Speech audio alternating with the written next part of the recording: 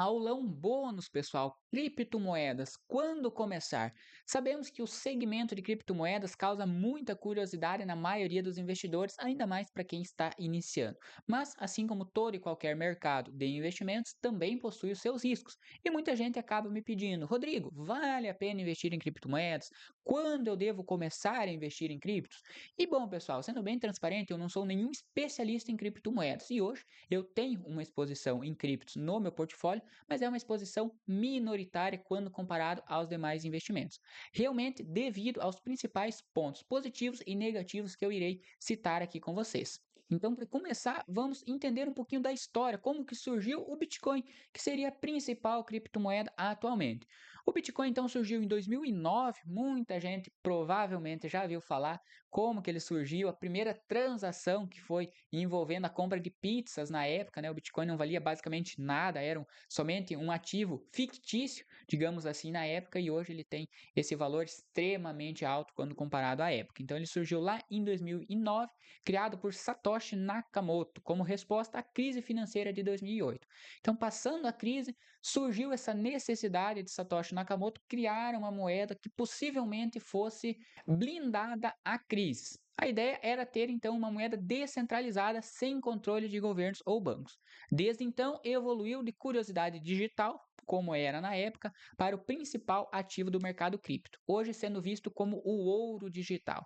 Muita gente já utiliza hoje o Bitcoin como sendo uma reserva de valor. Sabemos que o real hoje tem uma desvalorização quando olhamos longo prazo, até mesmo o dólar possui uma pequena desvalorização, por mais que é uma moeda muito mais forte que o real, mas o principal ativo de reserva de valor hoje seria o ouro, que seria a prova de crises, mas o Bitcoin com certeza já ganhou boa parte do mercado e vem tendo cada vez mais um ganho de mercado quando falamos em reserva de valor visando longo prazo e também segurança, né? Minimização de risco em casos de crise.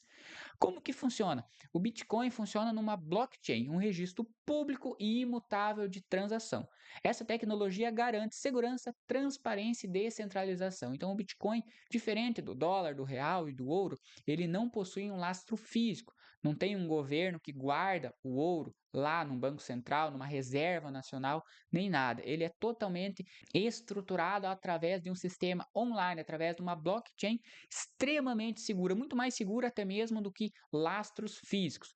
Qualquer pessoa, nesse caso, pode verificar as transações, é totalmente transparente, tornando quase impossível fraudes ou manipulação. Então você provavelmente já viu falar na mineração do Bitcoin, que hoje até já foi deixado um pouquinho de lado, mas teve o seu ápice aí nos últimos anos, onde muita gente acabou ganhando dinheiro, onde cedia entre aspas, digamos assim, o seu equipamento, o seu computador para minerar bitcoins. E essa mineração nada mais é do que um sistema de segurança, basicamente, onde quanto mais for minerado o bitcoin, menor será o risco de fraudes, por exemplo, na blockchain. Então, por exemplo, essa rede de computadores irá trabalhar como sendo fases de testes onde eles resolverão problemas matemáticos, e aqui estou falando de forma bem simplificada para vocês. Na teoria é um pouquinho diferente, mas é como se cada computador fosse resolvendo testes matemáticos, criando cada vez mais blocos de blockchain, trazendo uma maior segurança e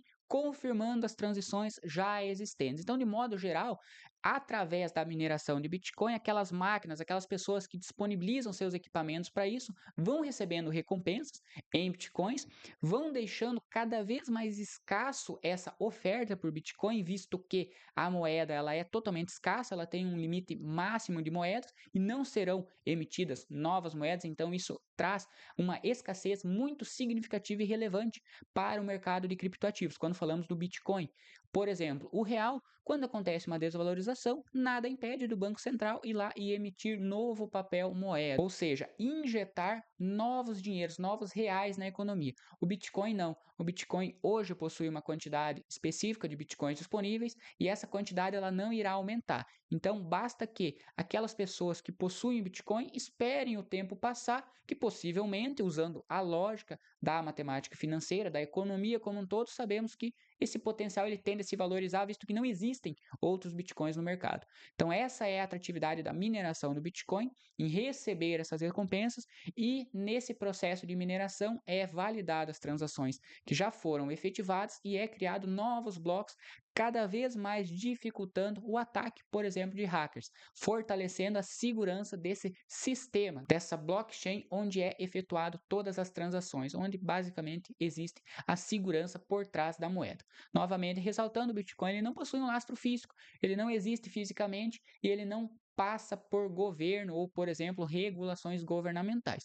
Claro que depois veremos, tem toda a parte de impostos e assim por diante, mas muito diferente do real ou do ouro, ele não tem esse controle de o Banco Central, por exemplo, ir lá e emitir novos bitcoins ou injetar ou tirar novos bitcoins da economia como forma de uma política contracionista ou expansionista, como vimos lá nos primeiros módulos. Isso é o que torna o Bitcoin escasso e sendo um potencial muito relevante de ativo de reserva de valor para o futuro. A estratégia de longo prazo, então, o Bitcoin hoje ele é volátil e ainda enfrenta riscos regulatórios, tecnológicos e de adoção. Apesar disso, como citado, muitos enxergam como reserva de valor, semelhante ao ouro, mas o ouro ainda permanece com a reserva física. Instituições financeiras já estudam ETFs e fundos lastreados em Bitcoin, ampliando também a sua aceitação global. Quando olhamos então, pessoal, por exemplo, o histórico do real no longo do prazo, lá em junho de 94, quando fizemos o comparativo do preço do real, R$ 100 valia na época R$ 100, nesse exemplo. E hoje, esses mesmos R$ 100 lá de 94, eles vieram ao longo do tempo perdendo valor, quando fizemos o comparativo com o dólar. Mas claro que também temos a inflação interna do país. Mas em dezembro de 2024, os mesmos R$ 100 que lá em 94 valiam esse valor, hoje equivalem a R$ 16. Então, se por um lado o Bitcoin ele tende a se valorizar no longo prazo devido não ter uma oferta aumentando, ser uma possível reserva de valor futuro, o real acontece totalmente o contrário. O real ele vem se desvalorizando ao longo do prazo e infelizmente não tem muito o que fazer, pessoal. É a nossa moeda do nosso país, com certeza, mas esse problema ele sempre existirá. Nada impede do Banco Central ir lá produzir mais reais e acabar injetando na economia e desvalorizando ainda mais a moeda. E sabemos que quando comparado ao dólar, cada vez mais o real ele é exigido de forma mais relevante quando você, por exemplo, converte para dólares. Antigamente, R$ 1 comprava $1, hoje R$ 5 compra $1, daqui a anos R$ 10 vai comprar $1 e assim por diante. Isso é fato, não sabemos ao certo como que essa linha irá ocorrer, provavelmente não será linear, né? O dólar ele já chegou a bater 6,20, 6,30 quase, agora diminuiu, já chegou a 5,20, 5,30, então ele tem essa oscilação, mas de fato, quando olhamos o longo prazo, o real ele tende a se desvalorizar quanto ao dólar, que é a principal moeda mundialmente conhecida. Quando comparamos ao Bitcoin, aí sim a discrepância fica ainda maior. Quando olhamos a cotação do Bitcoin diretamente aqui no Google, de forma simples e resumida, percebemos que o Bitcoin, anos anteriores, realmente ele começou não valendo nada. E aos pouquinhos ele foi se concretizando, e vocês podem perceber que de meados de 2019, 2020 para cá, que ele teve a valorização mais expressiva. Aqui o gráfico está em reais. No dia que eu gravo esse vídeo, o Bitcoin vale, um Bitcoin vale 616 mil reais, sendo que lá atrás ele já foi negociado por simples pizzas. Então, realmente, a gente vê que a história do Bitcoin ela é curiosa quando olhamos esses casos, mas ela faz total sentido no longo prazo quando olhamos a estratégia que ele tem. Tanto que vocês perceberam que, olhando o gráfico, por exemplo, quem comprou o Bitcoin nessa pequena baixa que teve aqui em 2022, aproximadamente, na casa dos 80, 90 mil reais, hoje, com certeza, aí mais que quintuplicou o seu patrimônio. De fato, o Bitcoin ele tem um potencial, só que ao mesmo tempo ele tem uma volatilidade extremamente mais elevada quando comparamos os ativos mais conhecidos por nós, seja ações, fundos imobiliários ou até mesmo o ouro. Quando olhamos, por exemplo, um gráfico aí de 5 dias, vocês percebem que o gráfico ele é bem volátil mesmo. Então, se você for investir em Bitcoin ou qualquer outra criptomoeda, você tem que estar ciente desse risco que ele tem, tanto de volatilidade, risco de regulação e assim por diante. Não é tão simples você entender. Então, eu volto a dizer, eu particularmente eu não sou nenhum especialista. Minha especialização é o mercado de renda variável em ativos mobiliários. O Bitcoin em si, eu não sou nenhum especialista. Tenho conhecimento intermediário para tomar a minha própria decisão, mas se você almeja investir nessa classe de ativos, eu te aconselho fortemente você ter um conhecimento um pouco mais avançado para você acabar não caindo em surpresas futuras que possam acontecer. E melhor de tudo, pessoal, quando olhamos o futuro do Bitcoin, não podemos deixar de lado essa notícia que foi postada no dia 8 de abril desse ano de 2025 no site do Invest News, onde 7 países possuem junto mais de 500 mil bitcoins.